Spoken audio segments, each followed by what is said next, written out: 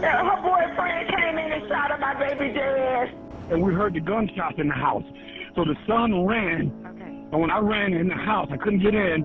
The mother let me in, and by that time, this girl she's on the floor. West Palm Beach police say 19-year-old Keyshawn Shaw shot and killed his estranged girlfriend late last night. You gotta go. Like, today. And Biggie. Nothing makes me scared. Do you see my hands? Do they look like they shaking to you? No. She was only 18, a hairstylist, model, college student. Ambitious, magnetic, full of life. Her name was Kelvi McCrae, and she didn't just dream of success, she lived it. From high school basketball courts to styling clients in her bedroom, Kelvi was building something. A brand, a legacy, a future. Thousands followed her on social media for her fashion tips, styling videos, her glow. But behind the ring lights and reels, there was someone watching her far too closely. Someone she once loved. Someone who didn't know how to let go. He said he had nowhere to go. So, she let him stay. Even after they broke up. Even after the control started creeping in. Slow, silent, suffocating. Even after he threatened her. Ever told a nigga that you ain't want to be with them no more? This what the fuck happened.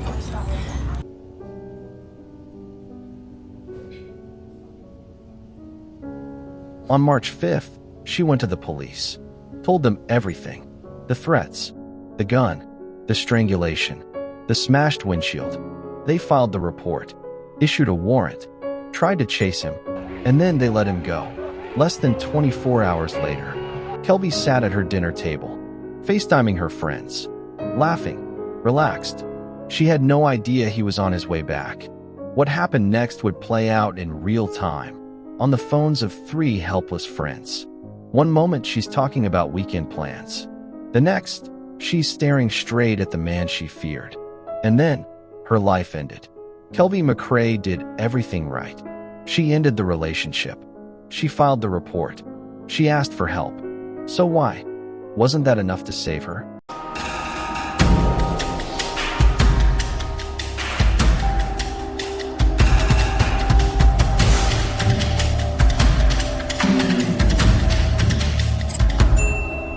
She wasn't famous yet, but in West Palm Beach, Florida, 18-year-old Kelvi McCrae stood out everywhere she went. She had that kind of energy, the kind that turned heads without trying. Whether it was a classroom, a basketball court, or a hair salon chair, she turned into her personal runway. Kelvi made spaces feel brighter, warmer, more alive. Her friends didn't just love her, they believed in her. And that's because Kelvi believed in herself first. By the time she graduated from Inlet Grove High School, Kelvi had already stacked more accomplishments than some people twice her age. She played basketball and ran track, earning respect not just for her hustle, but for her heart. Teachers described her as driven. Friends said she was loyal, and anyone who sat in her chair for a silk press or a sew-in would tell you, this girl had hands. Cosmetology wasn't a fallback plan. It was her passion. While most teenagers were still deciding what they wanted to be, Kelvi was already deep into building her brand. She enrolled in cosmetology school, started collecting her own clients, and began transforming her social media into a portfolio of hair transformations, styling tips, and candid moments that made her relatable. And the best part?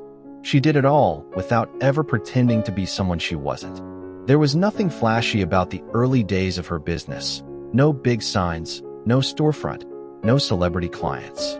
Just her bedroom, a portable mirror, and a few ring lights. But Kelvi didn't need fancy. She had vision. She had hustle. She had intention. And anyone who booked an appointment with her didn't just walk out with a new look. They walked out feeling like a better version of themselves. But if there was one person who saw her magic before the rest of the world ever caught on, it was her dad. Their bond wasn't soft or sentimental. It was practical, rooted in laughter, real talk, and shared goals. He was the one she called after her first paid styling gig. The one who'd open her Amazon packages because he was just as excited about a new pair of shears or a mannequin head as she was. He didn't just support her, he collaborated. He gave her game, strategy, encouragement, and more than anything, he gave her time. They were often seen joking around in the kitchen, sharing food, teasing each other over dumb things. But beneath the humor was a deeper language, a language of mutual pride. Yeah. We go down no matter what, please, yeah. Kelvi wasn't the kind of daughter who hid behind her parents' expectations. She was the kind of daughter who brought ideas to the table. And he wasn't just proud of her for going after her dreams. He respected how she carried herself while doing it. She called herself Kel the Brand, and she meant it. She wasn't just styling clients. She was building a movement. One braid, one press, one confident smile at a time. Every appointment was personal. Every post was curated. Every success, earned. And all of it, every goal she reached, every moment she celebrated, it all happened inside the same house. The same house where she helped her cousins with homework, where she ironed outfits on the floor before early client shoots, where she FaceTimed her friends late at night to talk about business ideas. The same house where she was safe, loved, in control, or at least that's what she thought.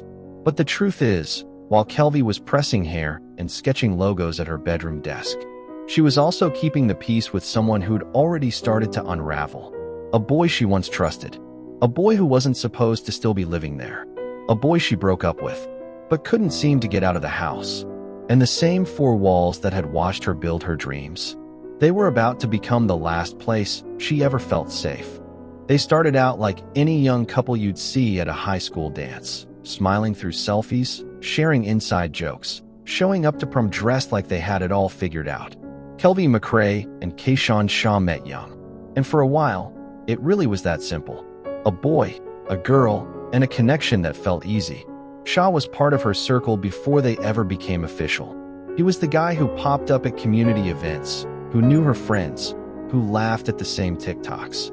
And when they finally did get together, it made sense to the people around them. She was building something, and he seemed to admire that.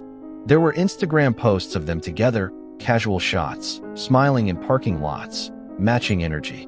It was nothing flashy, but it was public. He was proud to be with her. She let him in. And in the beginning, there were no warning signs. If anything, people thought they were a solid match, two teenagers figuring life out side by side. When prom came around, they made it a moment. The dresses, the tux, the coordinated colors. It looked like the kind of love story people root for. Young, bright, full of potential. But behind the smiles, things weren't always smooth. Their relationship was on again, off again. Heated arguments would spill into long silences. Then he'd come back with apologies, and she'd give him another chance. It became a cycle. Friends would ask if she was okay. She'd shrug it off. Maybe she thought love just looked messy sometimes. Or maybe she didn't want to talk about it yet. What complicated everything even more was when he moved in. Shaw had nowhere to go. No steady home, he said.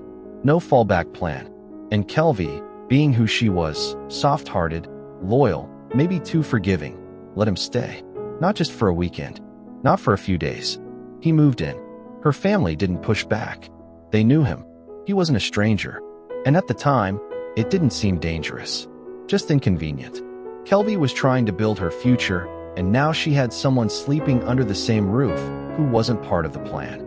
And still, despite the tension, despite the off moments, she said yes. At some point during all of it, Keyshawn proposed. The moment came in a public surprise. He asked, and Kelvi said yes. Whether it was love or pressure, no one knows for sure. Maybe she wanted to believe the best in him. Maybe she thought that things would finally settle if she gave him a little hope. Or maybe she just didn't want to set him off. Either way, she accepted the ring. But a proposal doesn't fix what's already cracked. The longer Shaw stayed in the house, the more fragile the dynamic became. It wasn't just the late-night arguments or the icy silences. It was the way he hovered, the way he questioned her posts, the way he wanted to know who she was with, where she was going, and why. Her friends noticed the shift. She posted less, smiled less, didn't talk about him as much. And Kelvi didn't ask for help. Not yet. Not out loud. She tried to make it work, to keep peace in her space, to push forward with her styling clients while sharing a roof with someone who was slowly becoming unpredictable. She thought she could manage it. But things were already moving in a direction no one could pull back from. By the time winter rolled around, Kelvi was done pretending. The relationship that once brought her comfort had become a storm she couldn't calm anymore. The laughter was gone. The closeness had soured into something heavy. Conversations turned into arguments. Peace turned into pressure. And Keyshawn? He wasn't letting go. From the outside, it still looked quiet. No public blow-ups. No visible bruises. But inside that house, the one Kelvi worked so hard to turn into her creative zone, her studio, her safe space, everything was unraveling. She had tried. Really, she had. When things first started slipping, she didn't run. She gave him time, gave him grace. She wanted to believe he just needed stability, support, a chance to get back on his feet. But every time she pulled back, he pushed in further. He wanted to know who she was texting, where she was going, why her photos looked too friendly. When a male client complimented her work in the comments, Shaw would be in her DMs 5 minutes later, asking questions she was tired of answering. He didn't yell. He didn't break things, yet. He just lingered, always in her space, watching, tracking, silently calculating his next move. He'd show up where he wasn't invited, sit in the room while she did hair, offering awkward silence or unsolicited opinions. He stopped working on himself, stopped trying to move out, and started treating her time, her business, like it belonged to him. Kelvi would vent to friends, but she kept most of it vague. She wasn't the type to overshare. She'd just say, "He's still here," or "He's doing too much." Nobody knew how far it had gone. Not really. And when she finally made the decision to end it, it wasn't dramatic. There was no fight, no yelling, just a boundary she drew with a quiet line. It's over. He didn't move out. He didn't accept it. He stayed. That's what made it so hard. Most people assume when a relationship ends, there's distance. But Kelvi's breakup didn't create space. It created pressure. Because now she was living in the same house with someone who no longer respected her decision. Someone who still acted like they were together. Someone who thought a yes to a proposal meant she couldn't ever say no again. And Shaw didn't just linger. He adapted. He'd go quiet for hours, then suddenly start love-bombing her again. Talking about their future, playing old videos from better times, asking her to remember what they used to be. But the more he tried to pull her back in, the more she resisted. She was focused, working harder, booking more clients, cleaning up her Instagram. She was making moves for her brand, not his ego. And that, more than anything, set him off. Because it wasn't just a breakup to him. It was rejection. It was control slipping through his fingers. And he didn't know how to handle it. He'd ask why she didn't look happy anymore, why she wasn't letting him fix it. And every time she didn't give him the answer he wanted, the tension thickened. He started showing up in her personal time, walking in unannounced, interrupting FaceTime calls, waiting outside when she went to work. She was still sleeping under the same roof, but it no longer felt like home. Kelvi wasn't scared, yet. She was just tired. Tired of pretending it was okay. Tired of working around his moods. Tired of trying to be polite to a person who refused to hear the word no. But that was the problem. He had stopped hearing her. And by the time she realized it wasn't just stubbornness, it was something darker. It was already too late for space, too late for silence, and almost too late for help. It all came to a head on March 5th, 2024, just one day before the end. That afternoon, Kelvi had stepped outside to her car. No cameras, no crowd, just a girl who needed air after another exhausting exchange inside the house. Shaw had been pressing all morning, asking questions, fishing for reassurance, accusing her of seeing someone else. The same tired spiral she was done spinning in.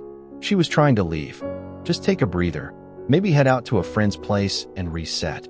But as she sat behind the wheel, trying to catch her breath, she heard the door swing open.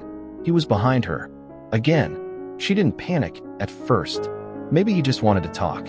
Maybe he'd finally say something that made sense. But that hope vanished the second she saw the gun. He didn't say much, didn't need to. The fear in her eyes said it all. He pointed it straight at her, not in a rage, not yelling, calm, quiet, like he had all the time in the world to decide what he wanted to do with it. Then came the second hit, his hands around her throat. He grabbed her by the neck and squeezed. No build-up, no warning, just a sudden, brutal grip that made her vision blur and her mind scream for survival. She fought him off, somehow, scratched, shoved, reached for the horn, anything to break the moment. And when she finally pushed him away and scrambled back into her car, he lost it.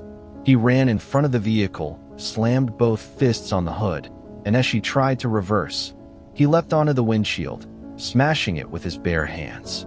Glass fractured, her body froze, and just as suddenly, he vanished. Ever told a nigga that you ain't want to be with them no more? This what the fuck happened.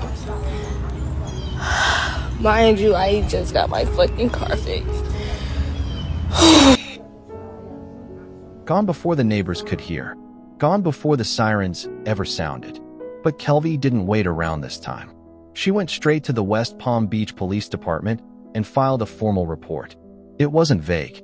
It wasn't emotional. It was specific, detailed, and legally damning. She told them about the strangulation, the gun, the property damage, and most importantly, the threat. She told them he said he'd kill her if she didn't take him back. The officer on duty treated it seriously. It wasn't hard to believe her. Her voice was steady. Her story was airtight. And her fear? It wasn't loud, but it was there, tucked into every line she wrote, every pause between answers. The moment the report was filed, law enforcement moved. They reviewed her statement and quickly issued a warrant for Keishan Shah's arrest. The charges included aggravated assault with a firearm, domestic battery by strangulation, false imprisonment, and criminal mischief for property damage. These weren't misdemeanors. This was serious. He was now officially a wanted man. Officers began tracking him immediately. By that evening, they located his vehicle and attempted to make contact. But Shah wasn't going to make it easy. When they pulled up, he peeled off. A high-speed chase followed, weaving through residential streets in West Palm Beach. It lasted just under 5 miles. At one point, civilians were nearly caught in the chaos. Officers were forced to back off. The pursuit was called off, not because they lost him, but because it became too dangerous to continue without risking other lives.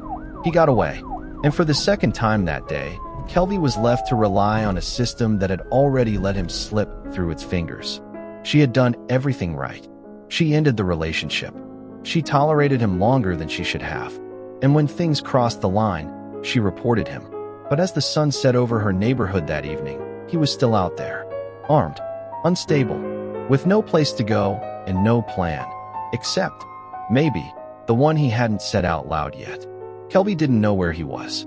Neither did police. But he knew where she was. And that was the only detail that mattered. The next day was a Wednesday night, March 6th, 2024. Kelvi was home. Tired, maybe, but finally breathing. She'd styled a few clients earlier, eaten late, and now she was settling into something normal, FaceTiming 3 close friends, talking about upcoming projects, laughing about nothing.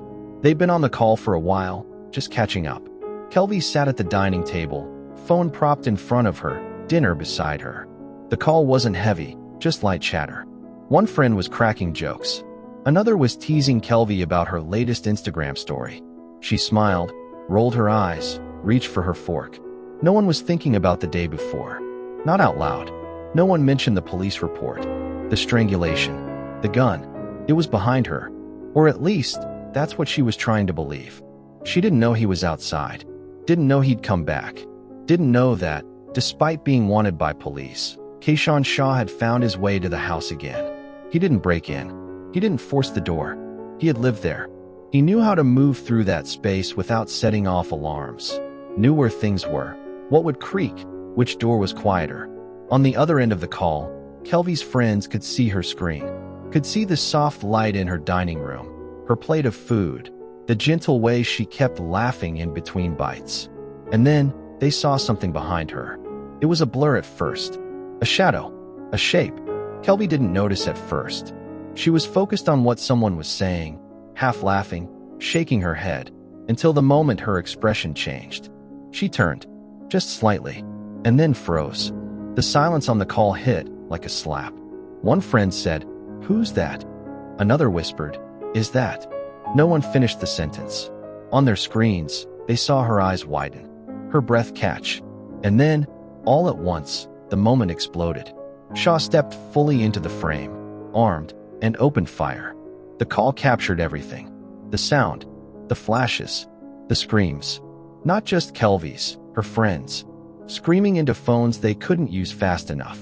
Pleading, crying, watching helplessly as their friend, the girl they just laughed with, collapsed out of frame. The FaceTime didn't cut out. It stayed connected. The image jittered. Audio spiked. Then silence. And still, the screen stayed on. The house, now quiet except for the distant, rising chaos of someone's voice yelling her name. Her mother was home. She wasn't in the same room. But she heard the shots, sharp, close, unmistakable. She ran, found Kelvi on the floor. Shaw too. He had turned the gun on himself. Tried to take his own life. But he was still breathing. Kelvi wasn't. Her mother called 911. Her voice was frantic, barely coherent. Meanwhile, the friends on FaceTime hadn't hung up. They couldn't. Some of them tried to call emergency services themselves. One called Kelvi's cousin. Another froze completely, still staring at the screen, hoping, somehow, she'd move again. Her boyfriend came in and shot at my baby dead. It's a frantic call for help from a mother. This is what the scene looked like Wednesday night. And we heard the gunshots in the house. So the son ran. So when I ran in the house, I couldn't get in. The mother let me in, and by that time, this girl she's on the floor. First responders arrived fast. Within minutes, the block was crawling with flashing lights. Paramedics rushed in. Kelvi and Shaw were both still alive, but just barely. They were transported to St. Mary's Medical Center. Critical. The house, the same house where she'd curled hair, filmed videos, written plans, was now a crime scene. Evidence markers on the dining floor. Blood on the tile. The food she'd barely touched still sitting beside her. Officers started taping off the scene. Neighbors stood outside in shock. One had heard the commotion and tried to get inside before the paramedics arrived, but it was already too late to change anything. News of what happened spread quickly, and within hours, screenshots of Kelvi's last FaceTime moments had already made their way through group chats, timelines, DMs. People didn't want to believe it. Some refused to, because just the day before, she'd done everything right. She reported him. She told the police. She asked for help. But by the time they responded again, she was already on her way to the hospital. Inside the emergency room, trauma teams worked around the clock. For Kelvi, there wasn't much time. Despite everything, the police report, the FaceTime witnesses, her mother's desperate call, Kelvi McCrae was pronounced dead just over 30 minutes after arriving at the hospital. At just 18 years old, doctors did everything they could, but the damage was too severe. Less than an hour later, law enforcement confirmed what they already suspected. Keyshawn Shaw would be charged with first-degree murder if he survived. He didn't appear in court the next morning. He couldn't. He was still in the ICU, still unconscious. And then, early that Thursday afternoon, he died. The man who couldn't let her go was now gone himself. But the wreckage he left behind was too much to settle. The news hit West Palm Beach like a gut punch. One moment, Kelvi McCrae was on FaceTime, laughing, planning, alive. The next, she was gone. 18, killed in her own home, by someone she had once trusted with everything. And this time, it wasn't just a name on a news ticker. People knew her. She wasn't some distant victim in a far-off headline. She had done hair for girls in the neighborhood. She walked those streets. She styled prom looks. She smiled in Instagram reels. She was one of them. And now she was gone. In the days that followed, the grief turned into motion. Vigils were held. Balloons released. Prayers spoken over candlelight. The Riviera Beach Municipal Beach Park became a sea of purple and pink, her favorite colors. People who knew her and people who didn't came to stand in silence, to remember, to process. Her family didn't just show up. They stood tall. Her mother, still reeling from the trauma of seeing her daughter on the floor, spoke through tears. I hear the shots every day. I see her on the floor every day. Her uncle, Ricky Aiken, stood at her side and addressed the crowd with clarity and calm. The tragedy isn't just that she died, he said. The tragedy is how she died, and how young she was. There was no vengeance in his voice, no rage, just heartbreak and resolve. He talked about Kelvi's dreams, how hard she worked, how far she was going, and how this could have been anybody's daughter, anybody's niece, anybody's friend. I wrote in my journal last night that, the tragedy isn't that she died. We all must go the way that Kelvi went. The tragedy is probably in how she died and how old she was when she died. The beach that night became a place of mourning, but also a place of clarity. Young women began opening up, talking about their own experiences, with possessive partners, with threats they brushed off, with people who just didn't want to let go. Some of them had seen the signs in their own lives, but didn't know what they were looking at until now. Kelvi's story gave them language. Domestic violence advocates began pointing to her case as a turning point, a wake-up call for a generation that often hides pain behind filters and silence. Because on social media, Kelvi looked fine, beautiful, booked, busy, but danger doesn't always come in bruises. Sometimes it comes in subtle control, in isolation, in late-night accusations and emotional blackmail disguised as love. And the more people learned about what happened, the more they realized she did everything right. She filed a report. She told the truth. She gave details. She asked for help. And still, it wasn't enough. This wasn't just a tragedy. It was a systemic failure, a moment where the processes in place moved too slowly to matter. And now, people were angry, not just at the man who pulled the trigger, but at how many chances there were to prevent it. Local organizations started getting more calls. Hotlines rang more frequently. Girls came forward saying they didn't feel safe, but didn't think they'd be believed. Until now. But what lingered most wasn't just the vigils or the speeches. It was the quiet shift in how people started looking at relationships around them. What they were tolerating. What they were excusing. Kelvi's death made one thing heartbreakingly clear. If we wait until it's obvious, it might already be too late. Kelvi McCrae wasn't just another statistic. She was a daughter, a friend, a creator, a stylist who built confidence with every braid she laid down. A girl who turned her bedroom into a business. A light that didn't just shine, it made other people glow, too. If there's one thing her story makes painfully clear, it's this. Sometimes, doing everything right still isn't enough. Not because the survivor failed, but because the systems around them didn't move fast enough to protect them. So ask yourself, what does protection really look like? What does support really sound like? And who around you might need it right now, quietly, urgently, but too scared to say so out loud? If you or someone you love is experiencing control, threats, or abuse in a relationship, don't wait. Speak up. You are not alone. Let Kelvi's name remind us not just of what was lost, but of what we still have the power to prevent. She should have had more time. Let's make sure someone else gets to keep theirs. If this story moved you, like this video, subscribe, and turn on the notification bell so you never miss stories that matter. And if you're still here, leave a comment below. What's one sign of relationship control or abuse that more people need to recognize early? Your words could help someone more than you know.